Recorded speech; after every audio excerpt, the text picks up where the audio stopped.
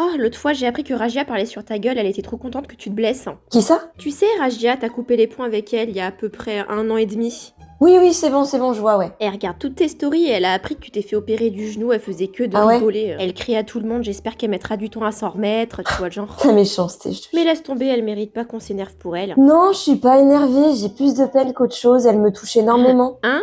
Elle te touche, mais c'est une connasse. Bah, je me dis, en fait, cette personne, sa vie, c'est tellement de la merde, c'est tellement chaotique, elle s'estime tellement pas. T'as vu, regarde déjà rien qu'au travail, elle arrive pas à trouver un travail, on la renvoie direct. Niveau sentimental, y a aucun mec qui veut la garder, après on peut pas leur en vouloir vu le personnage. Même sa famille ne veut plus la côtoyer. Et je me dis, cette personne, tu vois, son bonheur, elle dépend du malheur des autres. Hein. Et je trouve ça dommage.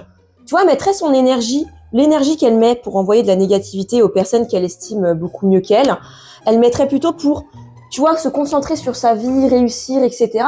Bah peut-être que ce serait mieux, tu vois, elle s'épanouirait. Mais là, tu vois, bon, dans un sens, je me dis, je prends ça comme un compliment, c'est flatteur de me dire qu'elle me considère beaucoup plus là par rapport à elle. Mais en même temps, tu vois, elle me fait de la peine. Parce qu'en plus, tu vois, j'ai totalement oublié son existence personnellement. Tu vois, je savais même plus qu'elle existait. Et elle pense encore à moi. C'est vraiment qu'elle doit avoir vraiment une vie pourrie, la peau.